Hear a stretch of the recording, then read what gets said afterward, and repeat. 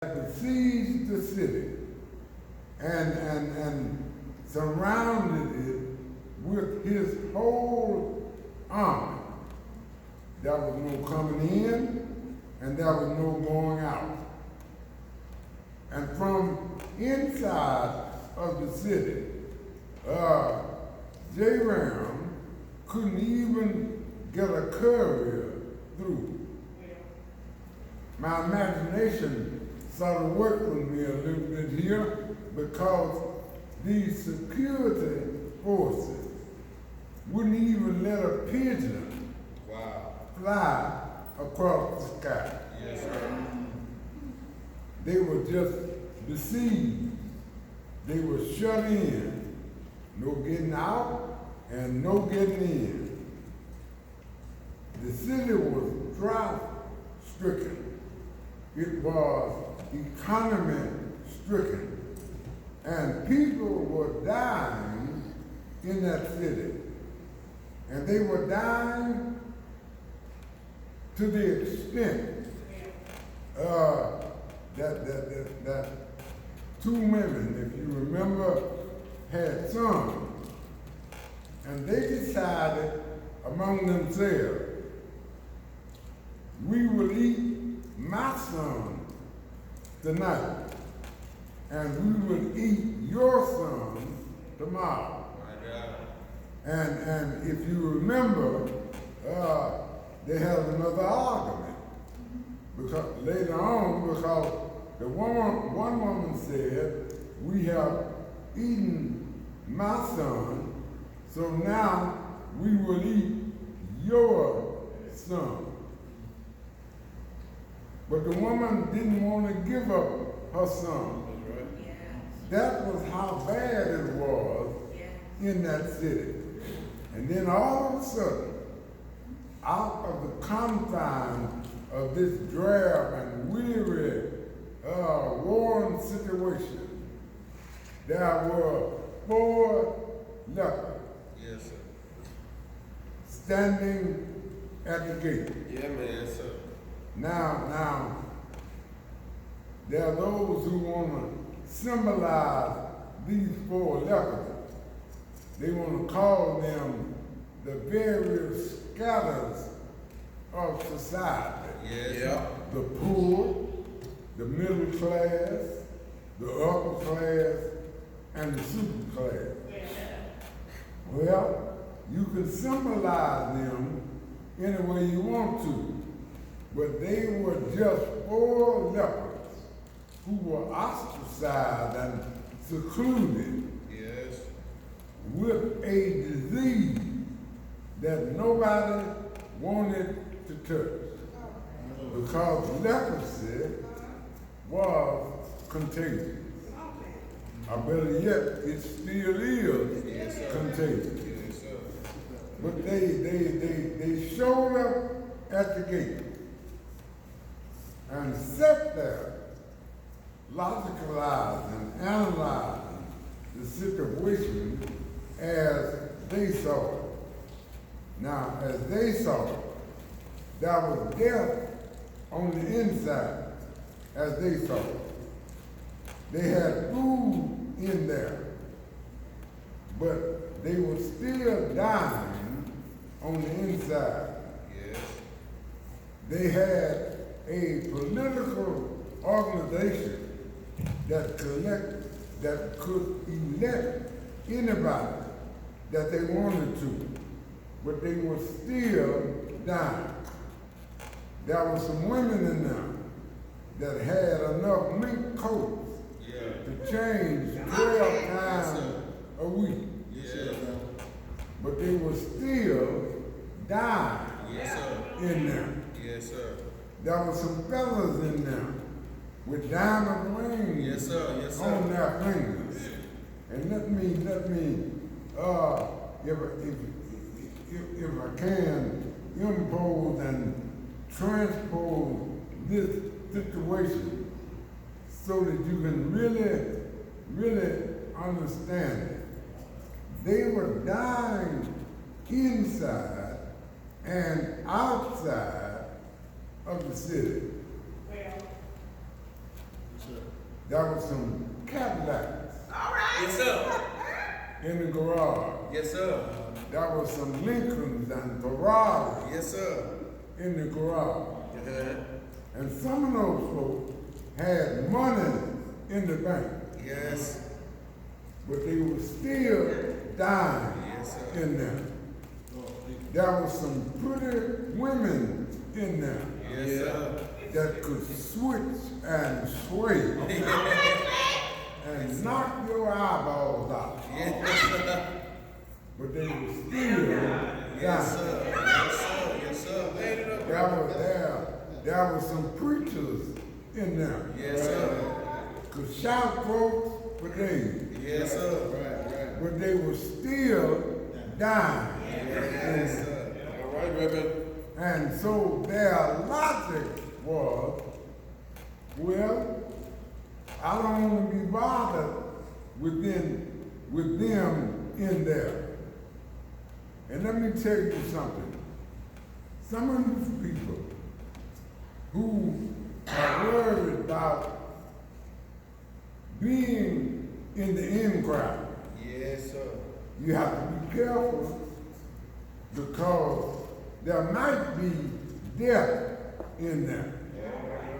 You're trying to get into these little cliques and dives and circles and clubs and groups in society. You better be careful. Yeah, man. You better sit down somewhere and analyze because there might be death in there. Yes, sir. Paint it up, Reverend. Well, after a couple of debates and discussions about the death inside, they decided, well, we can't really be too hard about death on the inside because there's death on the outside. The sun is hot out here. It's not just death in there. There's no food out here. And we are caught up by the ravages of the wintering weather. Here we are, exposed, unprotected, no food out here. And we are beginning to feel the heat of the noonday sun. Our skin is beginning to stretch across our kneecaps. Oh, my God. Well, there's death in there, and there's death out here. So we have to consider some other options. There's a possibility that there might be an opening. And this is what I'm going to say to us today, Game Street, as blacks. The in crowd of our society, those that we call the upper crust, that's making the money and look like they are doing so good, and those who we are envying, who are riding around in this and living here and there, and they seem to have plenty of money. You better be careful. Yes, sir. Because you don't know what debt was paid. Yes, sir. You don't know what contract Yes. was made. Yes, sir. You see, a debt to the devil and a contract from hell is too much of a price Yes, to sir. pay just to ride Yes, in sir. something that you don't need. Yes, sir. Yes, sir. What you need to do is you need to give God a chance. Yes, sir. Because the contract with God is better. The payment is better. Yes, sir. And the tenure is longer. Yes, sir. And so they said, let's consider the only option that's left. Yes, sir. We really don't have another option. There's no need for us to go to another town because we won't live long enough to get there. We need to, there's no need for us to sit here worrying about trying to get something from the inside. They ain't got nothing on the inside. And so, there ain't but one other option left for us. There's one other place that possibly we can die. Yes. So why sit we here until we die? Yeah. We have at least one more option that's available to us. Yeah. Now, Gain Street, when I talk about dying today, when I talk about prayer today, I'm not talking about geographical death. I'm not talking about topographical death, or regional proximity, zone, or space, time, longitude, latitude, or dimension, or none of that. I'm not talking about that. I'm talking about a position Yes. of dying. Where will you die? Will you die as an old, mean, cantankerous, evil person? Will you die in a state of ungodliness? My God. Or will you die in a state of meanness, wickedness? Will you die in a state of narrowness? Will you die in a state of dope in your head and in your veins? Your mind gone to the devil's exploits. Yes. Your soul is cancerous with the disease of sin Yes. and death. The question is, where will you die? Where will you die as a state is more important than where you die as a place. You see, places don't matter, but states do matter. Categories of how your life is matters more than the place where you die. You talk about you want to die at home. Well, that's all right. Die at home if you want to, if you feel like it. But if your soul has not been saved by the power of the Almighty God, where you die doesn't make a difference. Yes, it is. You talk about dying in an airplane, in the sky, where you're above the pollution of the earth. But if your soul is not saved by the blood of Jesus Christ, you are hell-bound, and your world is ending in damnation. Where will you die? I know I'm human, but am I going to die in my meanness? Or I know I'm crooked, but am I going to die in my crookedness? I know I'm dirty, but am I going to die in my dirtiness? Where will I die? Well, as I hurry on to a close, these lepers decided then we're going to have to take another option. There's one option, and we're going to have to take that option. There is a possibility that there might be mercy alive somewhere. I don't know where mercy is, but there has to be some mercy alive in living. And if there's mercy alive and available in living, then maybe we can get it from the enemy's camp. If they kill us, that's mercy. Because we won't have to die this long, drawn-out, agonizing death.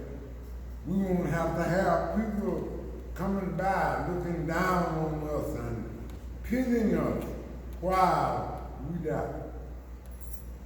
We don't have to lay around on somebody else's hand and worrying them to death while we die. That's a merciful death. And if they feed us, then that's mercy also. If they just turn us away from their gates or their line and let us go to other areas and avenues of life, that is mercy also. So they said, we won't sit here and die. Yep. We'll go in and search for mercy. And I tell you, Gain Street, if you decide to start moving for mercy, God always has a listening ear for a crying voice who wants mercy. You see, because mercy is the only commodity that heaven has produced that will cover everything. Because mercy will cover sickness. Yep. It's made that way. Mercy will cover evil. Right. It's fixed up that way. All right. Mercy will cover wickedness. It's made that way. Mercy will cover meanness. It's made that way. Mercy will cover no goodness. It's made that way. Listen, when a man stops, bows his head, and says, mercy, all of heaven's divine utensils are set in motion for an operating mission. So God decides, if they want mercy, they didn't call for truth, because truth was denied them. They didn't call for justice, because it didn't have any witnesses. They didn't call for leniency, because the time was running out. But mercy, mercy to help me up, mercy to help me out, mercy to get me over, mercy to help me through. That's what Calvary is all about. Jesus went to Calvary. But one Sunday morning, Reverend? one Sunday morning, Yes, he did, Reverend. after hanging there from Friday till Sunday morning, he got up out of the watery grave. Yes, sir. Let me tell you something. As I get ready to go to my seat, if you die with one leg, when you get up, you'll have two legs. If you die with one eye, when you get up, that getting up morning, you'll have two eyes. If you die with one lung, you'll have two lungs in that getting up morning. Yes, sir, Reverend. Whatever you are short will be given to you when you die. You'll have it all that morning. The question is, where will you die? Where will you die?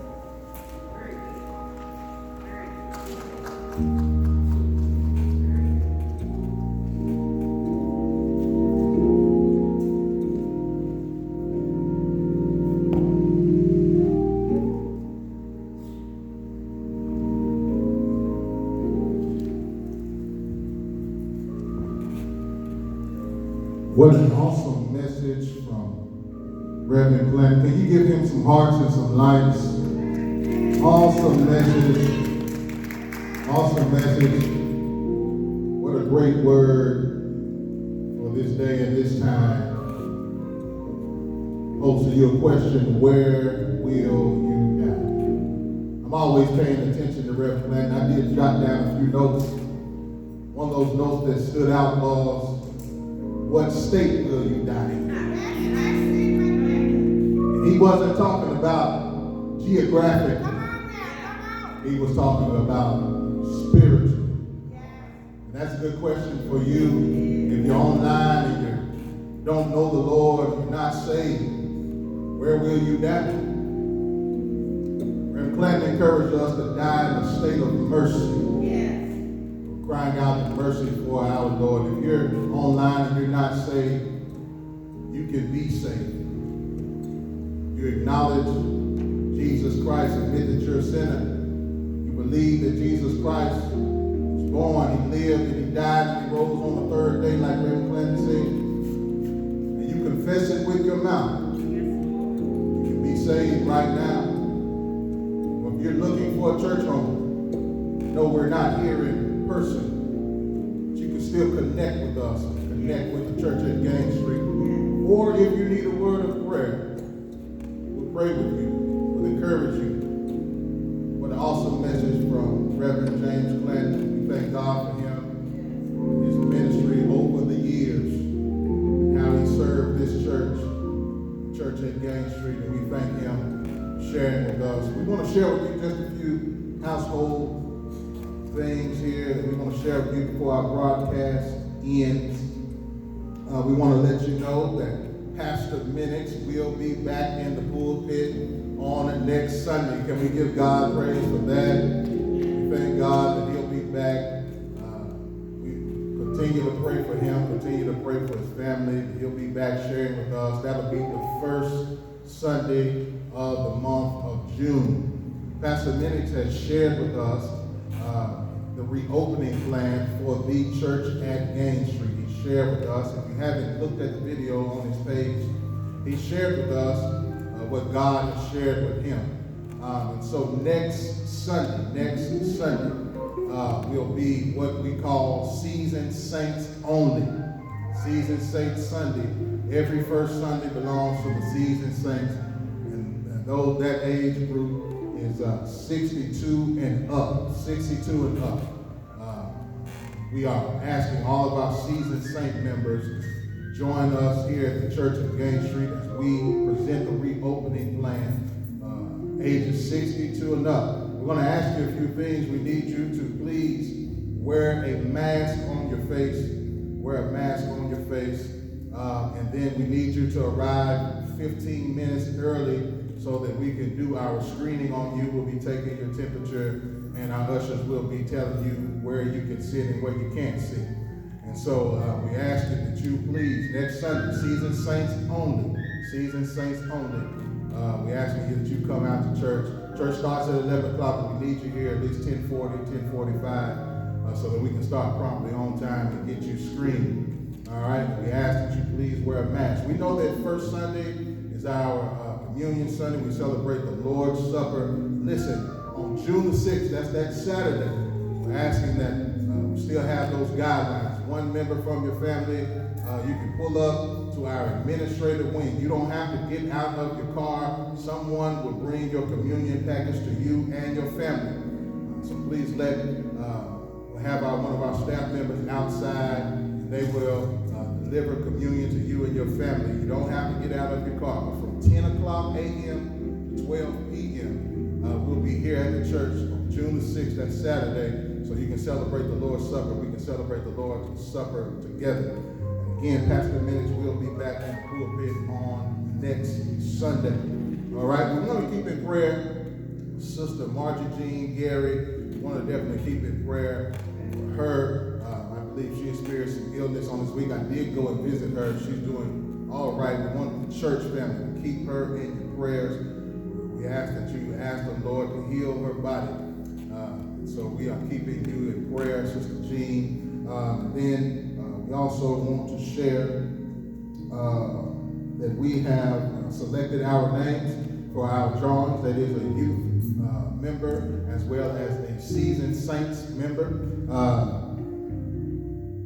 Jamar Davis from our youth ministry. Jamar Davis, you have been selected. Our trustees will be in touch with your family so that we can send you your gift card, as well as from the Seasoned Saints Ministry, Ms. Shirley Johnson. Ms. Shirley Johnson, you have been selected as a winner for the gift card. Our trustees will be getting in touch with you on how to get that to you. Remember, next Sunday is our Seasoned Saints. Sunday, Seasoned Saints only, 62 and up. We're asking that you get here 15 minutes before 11 so that you can be screened. Please wear a mask. I believe Pastor will be excited to see all the Seasoned Saints on next Sunday. Again, we thank Reverend James Clanton for the awesome word today. I love to hear him share his wisdom with some of us young preachers. It's always a joy to hear him. Please go to our YouTube page. Subscribe to that page so that you can replay the word as many times as you like. We thank God for all the people who work behind the scenes, all the people who work behind the scenes, our seasoned saints. We're going to leave you with this prayer. Father in heaven, we thank you now. We give you glory, honor, and praise. Lord, we thank you for the word. We want the word to stay in our hearts so that we will not sin against you. And now, Lord, we ask you to watch over our people. We ask you to bless our church as we get ready to open up, Lord, to our members. God, we trust you that you've given this plan to our pastor, Lord, and we pray your covering over this church and the people who are gathered here. Lord, we'll give your name glory, honor, and praise. It's in Jesus' name that we pray and ask it all. And the church said, amen. God bless you and God keep you is our prayer.